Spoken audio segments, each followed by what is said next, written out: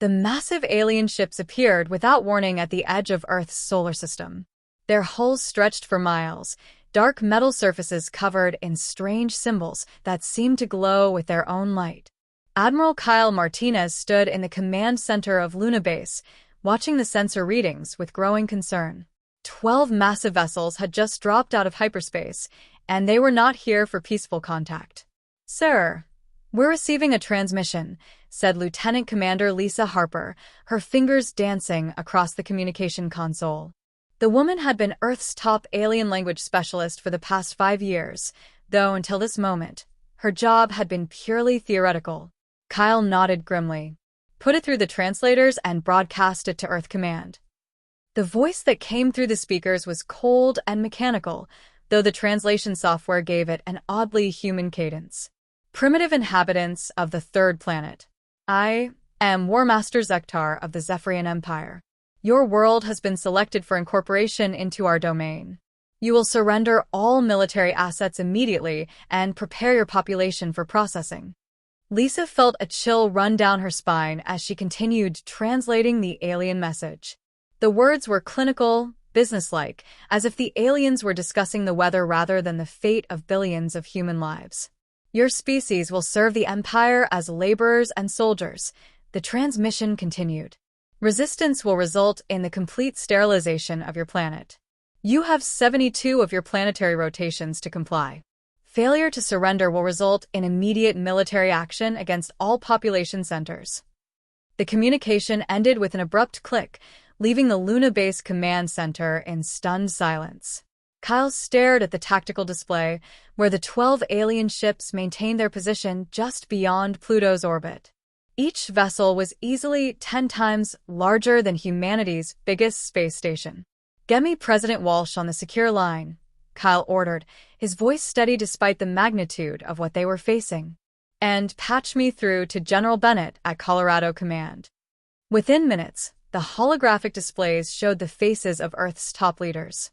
President Danny Walsh looked tired but determined from his Situation Room beneath the White House. General Paul Bennett appeared from the mountain fortress that housed Earth's military command structure. "Gentlemen," Kyle began, "we've just received what amounts to an ultimatum from an alien empire. They want total surrender in 72 hours, or they'll destroy every city on Earth." President Walsh leaned forward in his chair. "What are we looking at in terms of their military capability?" Lisa stepped into view of the camera. "Based on their ship configurations and energy signatures, these vessels are designed for planetary bombardment. Each one could probably level a continent. The good news is that they seem to think we're completely helpless."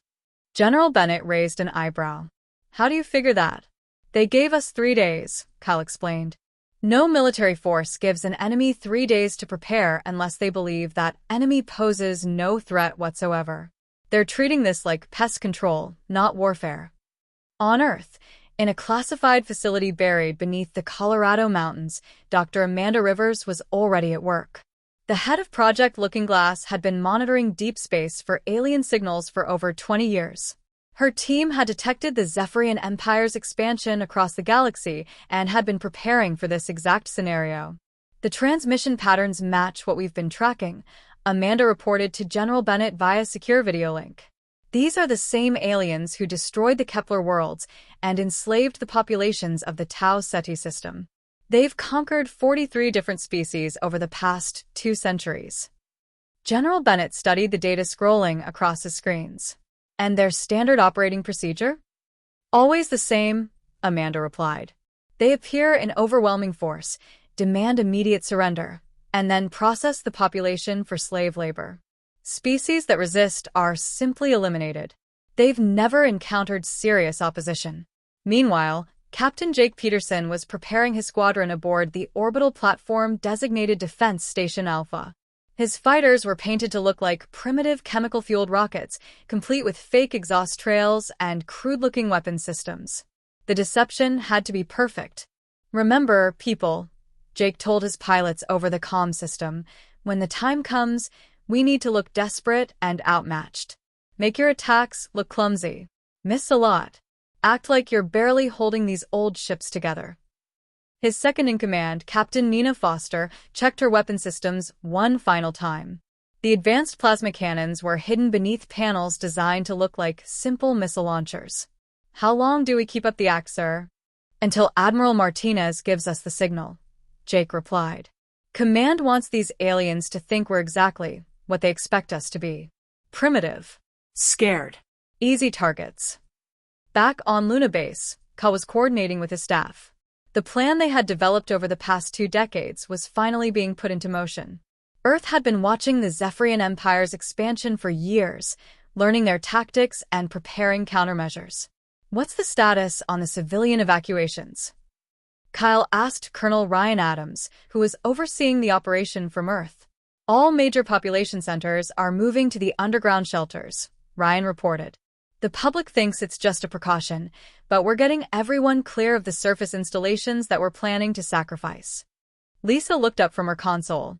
"Sir, the aliens are broadcasting on all frequencies now. They're showing footage from other worlds they've conquered. It's psychological warfare, meant to break our will to resist."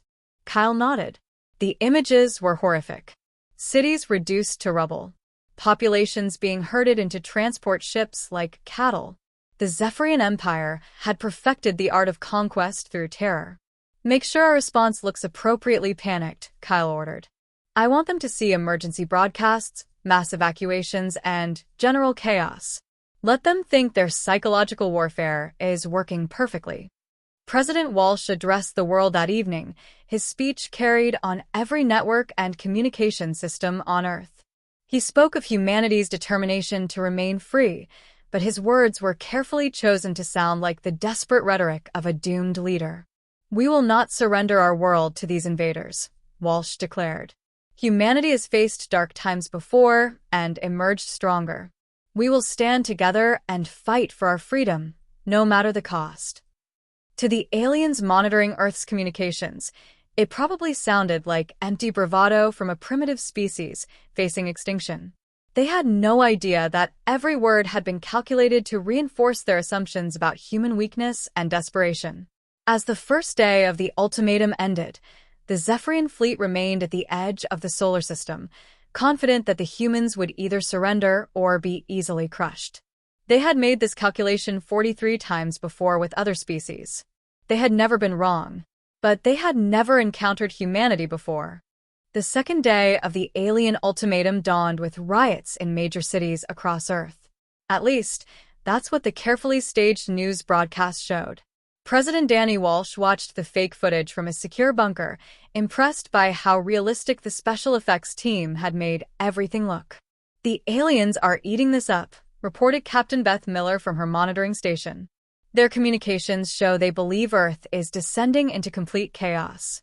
They're actually reducing their alert status because they think we're falling apart on our own." Walsh nodded with satisfaction. The psychological operation was working perfectly. While the aliens saw panic and disorder, the reality was very different. Beneath the surface chaos, humanity was moving with precision that would have impressed a Swiss clockmaker. In the hidden facilities scattered across Earth, the real work was beginning. General Paul Bennett stood in the main operations center of Project Blackout, a facility so classified that most world leaders didn't know it existed. The room hummed with activity as thousands of technicians prepared systems that had been decades in the making. "Status report on the orbital platforms," Bennett ordered. Colonel Ryan Adams consulted his display. "All 47 stealth platforms are operational and in position. The aliens have passed within a few hundred meters of Platform 17 without detecting it. Their sensors are impressive, but they're calibrated to detect active technology, not our passive systems." The stealth platforms were humanity's first major secret. For 30 years, Earth had been launching what appeared to be simple communication satellites and space debris. In reality, each piece of junk was a sophisticated weapons platform, powered down and waiting for activation. The aliens had scanned them repeatedly and dismissed them as primitive technology or space waste. Dr. Amanda Rivers joined the briefing via hologram from her laboratory complex beneath Mount McKinley. "The computer virus is ready for deployment," she announced. "We've been studying their communication protocols for 20 years. The moment they connect to our networks for the surrender negotiations, we'll own their entire fleet.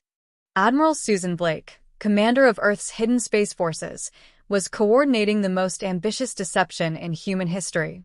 Her ships were scattered throughout the solar system, disguised as asteroids, defunct satellites, and abandoned space stations.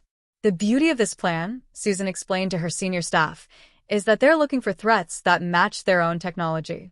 They expect energy shields, plasma weapons, and hyperspace drives. They're not prepared for kinetic weapons traveling at significant fractions of the speed of light. Meanwhile, on the surface, the carefully orchestrated panic continued. Captain Jake Peterson was leading a group of desperate human defenders in what appeared to be a last-ditch effort to prepare Earth's pathetic defenses.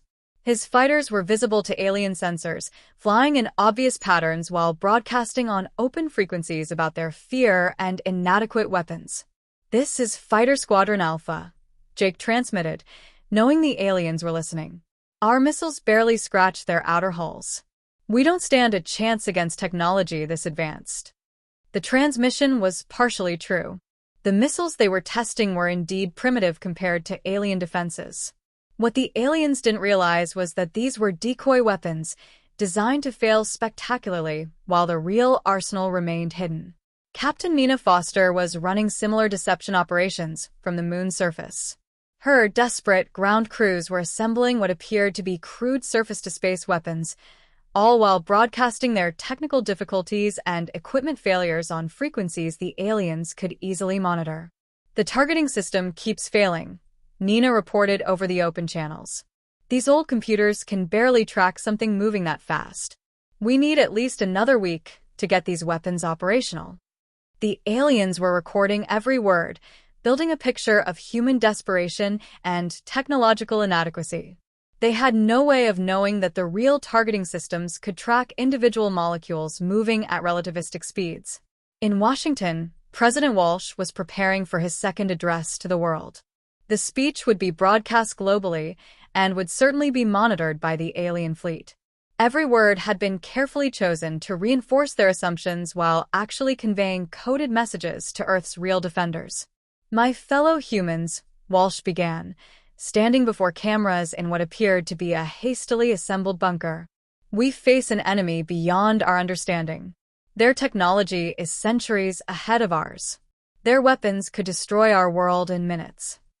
The aliens monitoring the broadcast nodded with satisfaction. Finally, the primitive humans were accepting reality. "But we will not surrender," Walsh continued, his voice rising with apparent desperation. "We will fight with everything we have, even if our weapons are crude and our chances are hopeless. We would rather die free than live as slaves." What the aliens heard was the futile defiance of a doomed species. What humanity heard were the activation codes for Phase 2 of the defense plan. Dr. Carl Weber was putting the finishing touches on Project Thunderbolt in his laboratory beneath the Australian outback. The gravitational manipulation technology had taken 15 years to develop and another 10 to weaponize. The aliens had no idea that humans had solved the puzzle of artificial gravity generation. "The targeting arrays are locked onto their fleet," Carl reported to General Bennett. "We can generate gravitational anomalies anywhere within a 1,000,000-kilometer radius. Their ships are designed to handle normal space, not localized distortions in space-time itself." The weapon was elegant in its simplicity. Instead of trying to penetrate alien shields or armor, it would create gravitational fields that would tear their ships apart from the inside. No defense could stop gravity itself. Lieutenant Lucy Wade was running the final tests on Project Ghost Protocol from her facility beneath the Arctic ice.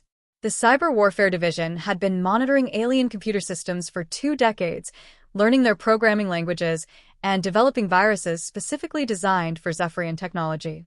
"We can take control of their navigation, weapons, life support, and communication systems," Lucy reported. "They'll never know what hit them until it's too late." Their computer security is impressive against their own technology, but they never considered an attack vector based on completely different mathematical principles. As the second day drew to a close, the alien fleet continued to wait at the edge of the solar system. Their scans showed a planet in chaos, with primitive defenders scrambling to assemble inadequate weapons. Everything was proceeding exactly as it had with 43 other species. War Master Zektar reviewed the intelligence reports with satisfaction. The humans were behaving precisely as expected. Their crude attempts at resistance would provide some entertainment for his warriors before the inevitable surrender. "Shall we accelerate the timeline?" asked his second-in-command. The humans appeared to be collapsing faster than anticipated. "No," Zektar replied. "Let them exhaust themselves with futile preparations. It will make the final surrender more complete when they realize how hopeless their situation truly is." The War Master had no way of knowing that humanity had spent more time preparing for this encounter than the Zephyrian Empire had spent conquering their last 10 species combined. While he saw desperation and chaos, the reality was a level of coordination and technological sophistication that would have shocked him. Earth had been watching and learning for decades. Now it was time to show the galaxy what happened when someone made the mistake of threatening humanity's home. On the final day of the ultimatum, War Master Zektar made the decision that would doom his entire fleet. The intelligence reports from his scouts showed a human species in complete disarray, with primitive technology and no real capacity for resistance. "Deploy the advanced squadrons," he ordered from his flagship's command center. 3 battle cruisers should be sufficient to secure the surrender. "Keep the main fleet here as a show of force." His tactical officer, a veteran of dozens of planetary conquests, questioned the decision. "War Master, standard protocol calls for overwhelming force during the initial assault. Perhaps we should send half the fleet." Zektar dismissed the concern with a wave of his clawed hand. "Look at the intelligence data. Their most advanced weapons are chemical rockets with primitive guidance systems. Their fastest ships can barely reach their own moon. 3 battle cruisers represent more firepower than their entire civilization could muster." The War Master was following the same playbook that had worked perfectly for 2 centuries of expansion. Appear in massive force to inspire terror, then demonstrate superiority with a small assault force. Most species surrendered immediately when they realized the futility of resistance. Captain Jake Peterson watched the alien ship's approach from his position aboard Defense Station Alpha. His orders were simple: engage the enemy with conventional weapons, appear desperate, and retreat when overwhelmed. The performance had to be convincing. "Remember," Jake told his squadron over the tactical channel, "make it look good, but don't actually damage them. We want them confident and careless when the real fight starts." His fighters launched with obvious fanfare, broadcasting their positions and intentions on open frequencies that the aliens could easily intercept. To Zektar's forces, they looked like desperate defenders making a futile last stand. Captain Nina Foster coordinated the deception from Luna Base, watching as human ships appeared to scramble in panic at the alien approach. The choreography was perfect. Ships moved in predictable patterns, weapons fired at maximum range with poor accuracy, and communication channels filled with apparent desperation and confusion. "This is Defense Squadron Charlie," one pilot broadcast in fake panic. "Their shields are too strong. Our weapons aren't even scratching them." The aliens recorded every transmission, building a complete picture of human weakness and technological inferiority. They had no idea they were watching the greatest military deception in galactic history. Commander Kate Jones was running the ground-based deception from Colorado Command. Her teams were operating fake radar installations and missile batteries, all designed to look impressive while being completely ineffective against alien technology. "Launch the surface-to-space missiles," Kate ordered, knowing the aliens were monitoring every move. "Target their lead ship and fire everything we have." The missiles streaked into space, their chemical exhaust trails visible for thousands of miles. They detonated harmlessly against the alien shields, exactly as planned. The aliens saw confirmation of human desperation and technological inadequacy. War Master Zektar watched the pathetic human attacks with growing contempt. "Their weapons are even more primitive than our initial scans suggested. Terminate this charade and demand their immediate surrender." But the human deception was more sophisticated than simple fake attacks. Dr. Amanda Rivers had spent years studying alien psychology and behavior patterns. She knew that overconfident predators could be manipulated into making fatal errors. Begin Phase 2 of the deception, Amanda ordered from her hidden command center. Make them believe we're getting desperate enough to try something stupid. Admiral Susan Blake was coordinating the next phase from her secret base on the far side of the moon. Her ships began moving in patterns that suggested a desperate flanking maneuver, broadcasting tactical discussions that revealed supposed human battle plans. We'll try to get behind their formation and hit their engines with everything we have, Susan transmitted on a frequency she knew the aliens could intercept. It's a long shot, but it's the only chance we've got. The aliens tracked every movement, confident that they could counter any human strategy. Their tactical computers calculated probable human attack patterns and prepared countermeasures for weapons that posed no real threat. Captain Sam Rodriguez was leading the most visible part of the deception, a squadron of fighters that appeared to be humanity's elite defenders. His ships were actually advanced stealth fighters disguised as primitive chemical-fueled interceptors.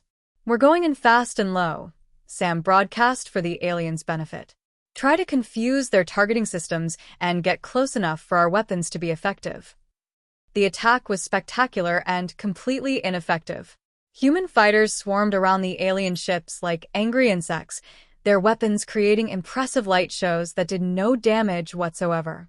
The aliens responded with casual defensive fire, swatting down several fighters to demonstrate their superiority. Lieutenant Colonel Matt Douglas was monitoring alien communications from his facility beneath Yellowstone National Park.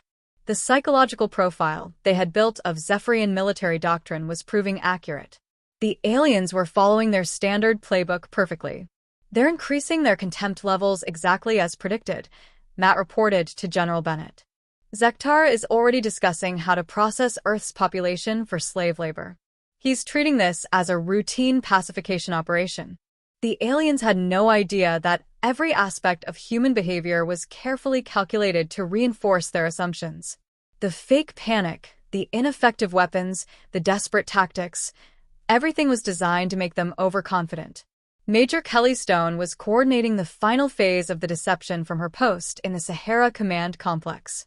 Her teams were preparing to broadcast humanity's apparent surrender, complete with fake recordings of world leaders accepting defeat. This is President Walsh, the doctored recording would claim. We cannot stand against technology this advanced. We formally surrender to the Zephyrian Empire and request mercy for our population. But the surrender broadcast was designed to draw the alien fleet closer to Earth, into the kill zone where humanity's real weapons waited. The aliens would expect to begin landing operations immediately, bringing their ships within range of the hidden defense grid. War Master Zektar reviewed the tactical situation with satisfaction. The human resistance had collapsed even faster than expected. Their primitive weapons had proven completely ineffective, and their military leaders were already discussing surrender. Bring the fleet to Earth orbit, he ordered. Begin preparations for planetary occupation. This species will make adequate slave labor once they're properly conditioned. The Zephyrian battle fleet began moving toward Earth, confident that they were claiming another easy victory. They had defeated the pathetic human defenses without losing a single ship. The primitive species had proven even weaker than their intelligence estimates suggested. As the alien fleet approached Earth, hidden sensors tracked their every movement. The real human defenders remained motionless, waiting for the perfect moment to reveal the truth. The aliens thought they were moving in for an easy occupation. They had no idea they were flying directly into the most sophisticated trap in military history. The prey was about to show the predators what humanity was really capable of when threatened. Initiating gravitational anomaly around target vessel designation Alpha 4, Carl announced calmly. The alien battlecruiser suddenly found itself caught in a localized gravity well that increased from normal space to 50 times Earth gravity in less than 2 seconds. The ship's hull, designed to withstand energy weapons and kinetic impacts, crumpled like paper as its own mass crushed it from within. Lieutenant Lucy Wade was having the most fun of anyone in the battle. Her computer viruses had infiltrated the alien fleet's systems the moment they had tried to hack Earth's communication networks during their surrender demands. Taking control of their navigation systems now, Lucy reported with barely contained glee. Let's see how they like flying blind. 3 alien ships suddenly veered off course, their pilots unable to control their own vessels. One collided with its neighbor in a spectacular explosion. Another began spinning wildly as its gyroscopic systems fed it false data. The third ship's crew watched helplessly as their own weapon systems turned to target their companions. Admiral Susan Blake chose this moment to reveal humanity's hidden fleet. Ships that had been masquerading as asteroids suddenly dropped their camouflage and opened fire with weapons the aliens had never seen before. This is Admiral Blake to all alien vessels, she broadcast on their command frequencies. You came here to conquer a primitive species. You were wrong about us being primitive. Her flagship, disguised as a large asteroid for the past 15 years, unleashed a barrage of quantum torpedoes. The weapons phased through normal matter until they reached their targets, then rematerialized inside the alien ship's hulls. The explosions came from within, bypassing shields and armor completely. Captain Jake Peterson finally dropped the pretense of commanding primitive fighters. His squadron revealed their true capabilities as they accelerated to speeds that should have been impossible for ships of their apparent size. All fighters switched to combat configuration, Jake ordered. Show them what human engineering can really do. The fighters transformed as their disguised hulls retracted to reveal sleek, advanced warships bristling with weapons technology. They moved with precision that made the aliens' own interceptors look clumsy and slow. Captain Nina Foster was coordinating the ground-based attacks that were proving just as devastating as the space-based weapons. The fake missile batteries revealed themselves to be particle accelerators capable of striking targets anywhere in near-Earth space. Ground control to all surface batteries, Nina commanded. Targets are painted and locked. Fire at will. Streams of accelerated particles lanced up from Earth's surface, each beam carrying enough energy to punch through the core of an alien battleship. The weapons were so advanced that the alien sensors couldn't even detect them until the beams were already tearing through their hulls. War Master Zektar was experiencing something completely foreign to his nature, genuine fear. In less than 10 minutes, his advance force had been reduced from 12 ships to 4, and those 4 were severely damaged and barely operational. This is impossible, he transmitted to his remaining forces. These weapons don't exist. No species we've encountered has technology this advanced. Dr. Amanda Rivers chose that moment to respond directly to the alien commander. Her transmission cut through their secured channels as if their encryption didn't exist. War Master Zektar, she said calmly, you've been watching us destroy 43 other species. Did you really think we weren't watching you too? We've had 20 years to study your technology and develop countermeasures. The truth hit Zektar like a physical blow. The humans had been monitoring the Empire's expansion across the galaxy. They had known this attack was coming and had spent decades preparing for it. Every species you've conquered taught us something about your methods, Amanda continued. The Kepler worlds showed us your shield frequencies. The Tau Ceti colonies revealed your hull composition. Each conquest gave us more data to work with. Captain Sam Rodriguez was leading his squadron in what could only be described as artistic destruction. His ships danced around the lumbering alien vessels, their weapons carving precise patterns into the enemy hulls. This is for the Kepler colonies, Sam transmitted as his plasma cannons reduced an alien cruiser to scrap metal. And this is for Tau Ceti, he added, finishing off another ship with a perfectly placed antimatter torpedo. The surviving aliens tried to retreat, but they discovered that humanity had prepared for that possibility too. Commander Kate Jones activated the hyperspace interdiction field that had been hidden in the outer solar system. Where do you think you're going? Kate asked pleasantly as the alien ships found themselves unable to enter hyperspace. The party's just getting started. Major Kelly Stone was monitoring the alien communications as panic spread through their ranks. The psychological profiles had been accurate. When faced with superior force, the Zephyrians collapsed just as completely as the species they had conquered. War Master, we must call for reinforcements, one alien captain transmitted in desperation. Zektar realized the horrible truth. His advance force was trapped in a system with an enemy that possessed technology beyond his understanding. The primitives had become the predators, and his mighty fleet was being hunted to extinction.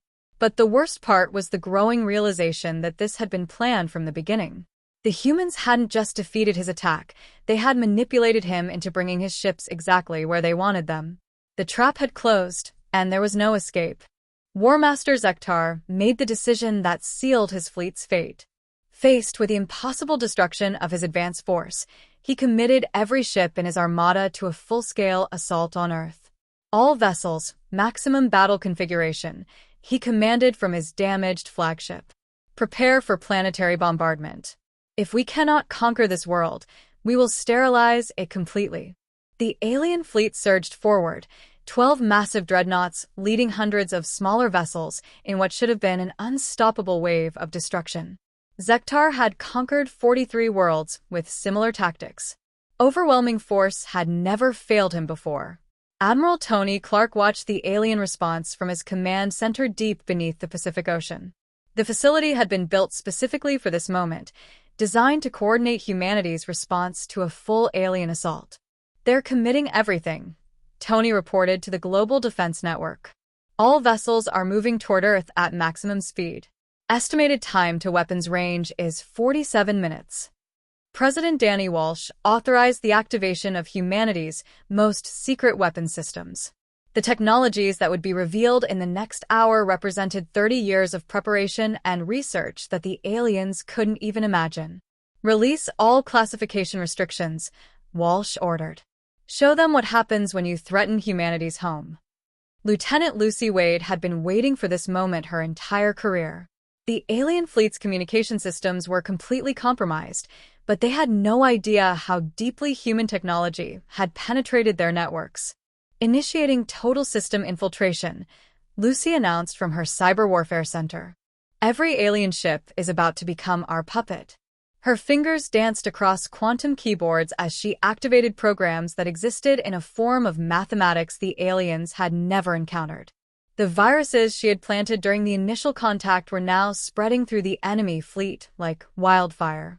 The first sign of trouble came when alien weapon systems began targeting their own ships. Zektar watched in horror as his port gun batteries swiveled to aim at the vessel flying beside him. "Navigation error," his tactical officer reported. "Our targeting computers are receiving false data." But it wasn't just navigation. Life support systems began venting atmosphere into space. Hyperspace drives started charging randomly, threatening to tear ships apart from within. Engine systems fluctuated between maximum power and complete shutdown. "It's not an error," Zektar realized with growing dread. "They're controlling our ships." Captain Tina Lopez was coordinating the cyber warfare assault from her station in the Swiss Alps. Her teams had spent decades learning to think like alien computers, and now that knowledge was paying deadly dividends. "We own their entire fleet," Tina reported with satisfaction. "Navigation, weapons, life support, communications, everything is under our control. They can't even talk to each other without our permission." Admiral Susan Blake was preparing to reveal humanity's greatest secret. Hidden throughout the solar system were ships and weapons platforms that made the initial stealth installations look primitive by comparison. "Activate the Ghost Fleet," Susan ordered. Across the solar system, space itself seemed to ripple as hundreds of ships decloaked simultaneously. They had been there all along, invisible to alien sensors through technology that bent space-time itself around their hulls. The alien fleet suddenly found themselves surrounded by human vessels that appeared out of nowhere. Ships materialized above, below, and on all sides of the alien formation. The hunters had become the hunted. Dr. Alex Turner was about to demonstrate that humans had learned more than just technology from studying the Zephyrian Empire. His biological warfare division had spent 20 years analyzing alien physiology and developing weapons specifically designed for their species. "Deploying atmospheric contamination," Alex announced calmly. "Target: all alien life support systems." Microscopic robots were released into space, designed to infiltrate alien ships through their air recycling systems. Once inside, they would release compounds that were harmless to humans but lethal to Zephyrian physiology. The aliens began dying in their own ships, their immune systems overwhelmed by biological agents that attacked their cellular structure at the molecular level. It was elegant, efficient, and utterly ruthless.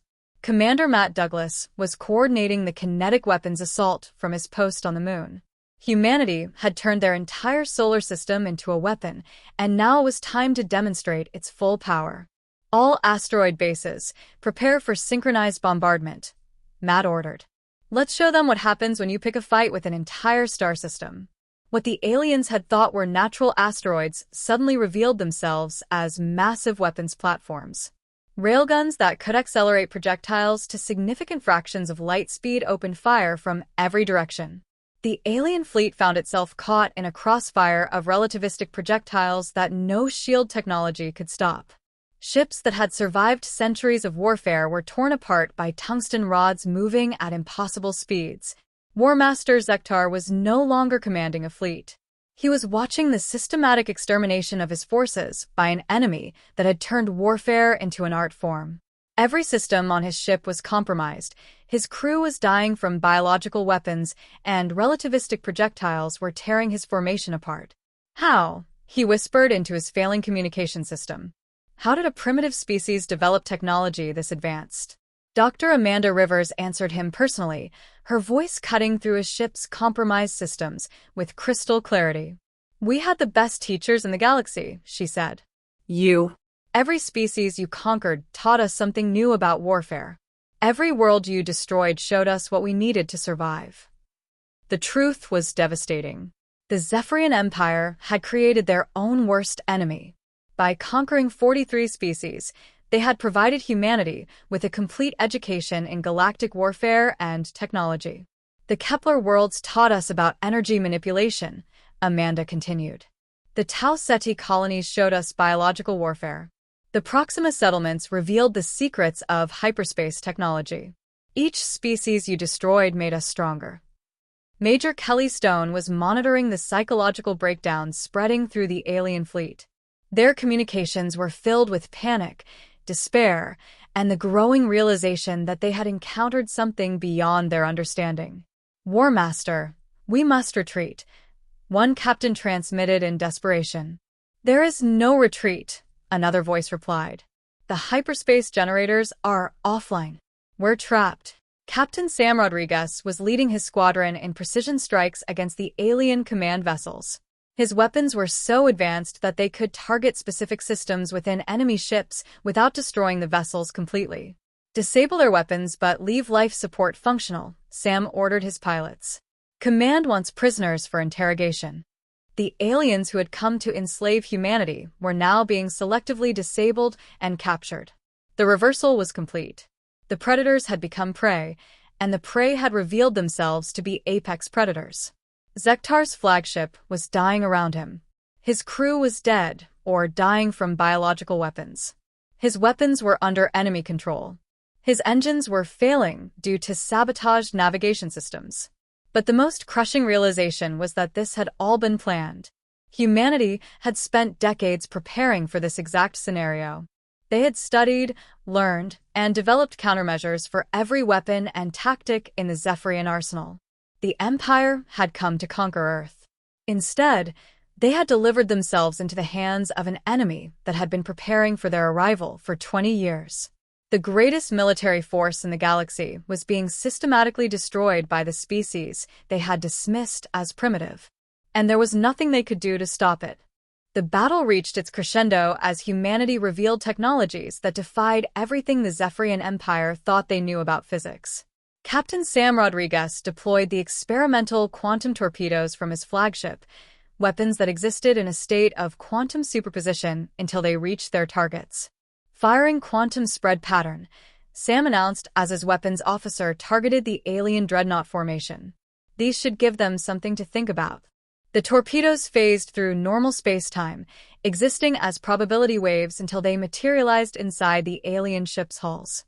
The explosions came from within, bypassing shields, armor, and any conventional defense. 3 massive dreadnoughts simply ceased to exist as their matter was converted directly into energy. Warmaster Zektar watched his most powerful vessels disappear in flashes of pure light. The weapons that had just destroyed them operated on principles that shouldn't be possible. Matter didn't simply phase through solid barriers and rematerialize at will. Science officer, analysis of those weapons, Zektar demanded, though his science stations were failing due to the ongoing cyber attack. The response came from a dying alien technician. Unknown physics, Warmaster. The weapons appear to exist in quantum superposition until observation collapses their wave function at the target location. Major Kelly Stone was coordinating the deployment of humanity's most exotic weapons from her command center in the Nevada desert. The particle accelerators built beneath Earth's surface were no longer pretending to be simple research facilities. Activating the Continental Defense Grid, Kelly announced. All major installations are now weapons-free. Across Earth's continents, installations that had masqueraded as universities and research centers revealed their true nature. Particle beams lanced up from hidden facilities, each one carrying enough energy to core an alien battleship from surface to surface. The aliens found themselves under attack from an entire planet that had been converted into a weapon system. Every major landmass on Earth was contributing to the destruction of their fleet. Dr. Alex Turner was preparing to deploy humanity's most disturbing weapon. The Biological Warfare Division had developed something that went beyond simple toxins or diseases. They had created weapons that rewrote alien DNA in real time. Initiating genetic restructuring protocol, Alex announced with clinical detachment. Target: all Zephyrian life forms within the combat zone. Microscopic machines were released into the space around the alien fleet. They sought out Zephyrian genetic material and began rewriting it according to human specifications. The aliens weren't just dying, they were being fundamentally altered at the cellular level. Some aliens found their respiratory systems adapting to process different atmospheric compositions. Others discovered their nervous systems being rewired to respond to human pheromones. The most terrifying cases involved aliens whose memories were being selectively edited to remove their knowledge of Zephyrian technology. Lieutenant Commander Lisa Harper was coordinating the information warfare campaign from her facility beneath Lake Superior. Her teams were not just jamming alien communications, they were rewriting them in real time. "We're editing their tactical transmissions," Lisa reported. "Every order their commanders send is being modified before it reaches the recipient. Their fleet is receiving contradictory instructions that we're creating on the fly." The result was chaos throughout the alien formation. Ships received orders to retreat while their neighbors were told to advance. Weapons officers were instructed to target coordinates that placed their own allies in the line of fire. Navigation computers received course corrections that sent ships into collision trajectories. Commander Kate Jones was demonstrating that humanity had mastered gravitational manipulation beyond anything the aliens had imagined possible. Her teams were creating localized distortions in space-time that turned the vacuum of space itself into a weapon. Generating gravity wells around the enemy formation, Kate announced. "Let's see how their ships handle variable gravitational fields." Space around the alien fleet began behaving like a turbulent ocean. Ships found themselves caught in gravitational currents that pulled them in multiple directions simultaneously. Some vessels were stretched beyond their structural limits as they encountered gravity gradients that varied by thousands of % over distances of mere kilometers. The aliens' own artificial gravity systems, designed to maintain consistent conditions within their ships, became instruments of destruction as they tried to compensate for external fields that changed faster than their computers could calculate. Captain Beth Miller was leading the assault on the alien flagship itself. Her squadron had been equipped with weapons that targeted the quantum foundations of matter itself.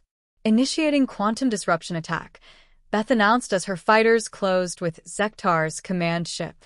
Target: enemy vessel's atomic structure. The weapons fired streams of particles that interfered with the quantum states of the atoms in the alien ship's hull. The result was controlled molecular dissociation. Parts of the alien vessel simply stopped existing as their constituent atoms forgot how to maintain molecular bonds. Warmaster Zektar's voice crackled through the damaged communication systems as his fleet lay in ruins around Earth. His flagship was crippled, his crew was dead or dying, and his once mighty armada had been reduced to burning wreckage drifting through space. Human commanders, he transmitted on all frequencies, I formally request terms for surrender. My fleet yields to your superior forces. The response came from Admiral Greg Foster, commander of humanity's pursuit forces. His voice was cold and completely without mercy. Request denied, Greg replied flatly. You came here to conquer and enslave our species. You threatened to sterilize our world and process our population like cattle. There are no terms. There is no surrender. There is only consequences. The systematic hunting began immediately. Captain Tina Lopez led the first pursuit squadron as they tracked down alien ships attempting to flee the battle zone. Her vessels moved with predatory efficiency, using their superior speed and technology to run down the surviving enemies. Target the engines first, Tina ordered her weapons officers. I want them disabled, not destroyed. They don't get to die quickly. The alien ships found themselves crippled and helpless, drifting in space as human boarding teams prepared to extract every piece of useful information from their systems. The aliens who had shown no mercy to 43 conquered species would receive none in return. Lieutenant Colonel Matt Douglas was coordinating the long-range pursuit operations from his command center on Mars. Human ships equipped with captured alien hyperspace technology were preparing to follow the enemy supply lines back to their source. We've identified 17 hyperspace routes leading back to Empire territory, Matt reported to Admiral Foster. Pursuit squadrons are already en route to intercept any vessels that might have escaped the initial engagement. The hunt was methodical and relentless. Humanity had studied Zephyrian tactics for 20 years and knew exactly how they operated. Every supply depot, every communication relay, every staging area along their invasion route was being systematically destroyed. Commander Kate Jones was leading the assault on the alien logistics network. Her teams were using captured Zephyrian navigation data to map their entire supply chain back to the Empire's core worlds. We're tracking their cargo vessels, Kate reported as her ships closed on an alien supply convoy 3 star systems away. Looks like they were expecting to support a long-term occupation of Earth. They brought enough equipment to enslave our entire population. The supply ships were captured intact, their crews taken prisoner for interrogation. The cargo holds contained slavery equipment, population control devices, and industrial machinery designed to strip Earth of its resources. The evidence of the aliens' intentions made humanity's response seem almost merciful by comparison.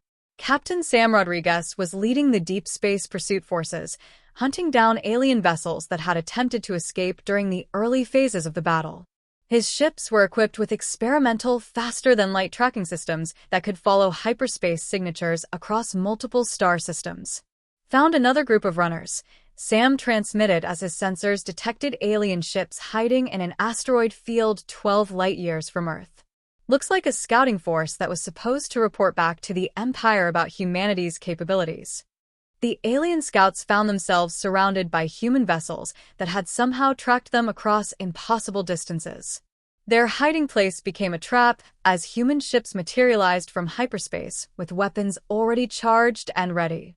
Dr. Amanda Rivers was overseeing the interrogation of captured alien personnel from her facility beneath the Rocky Mountains.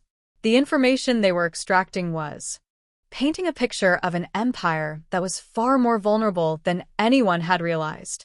The Zephyrian Empire is built on the assumption of technological superiority, Amanda reported to President Walsh.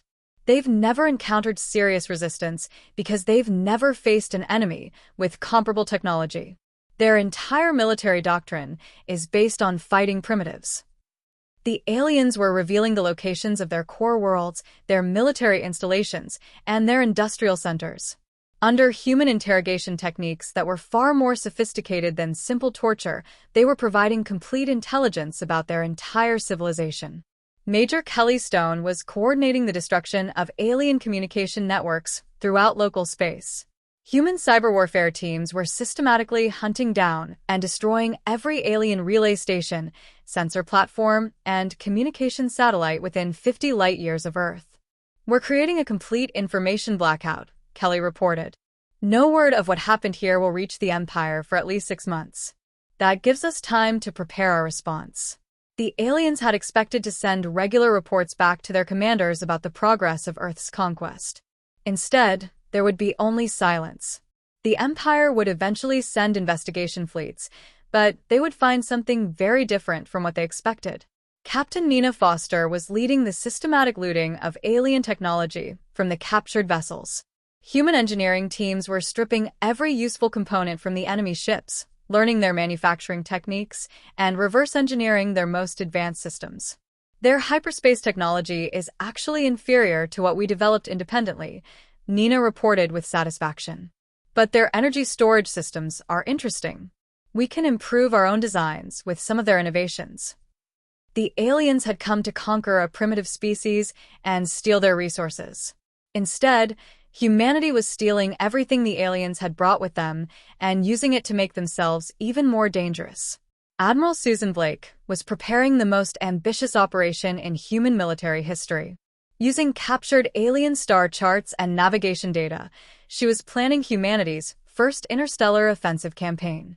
We know the locations of their forward bases and staging areas, Susan reported to the combined military leadership. If we move quickly, we can destroy their local infrastructure before they realize what happened to the Earth invasion force.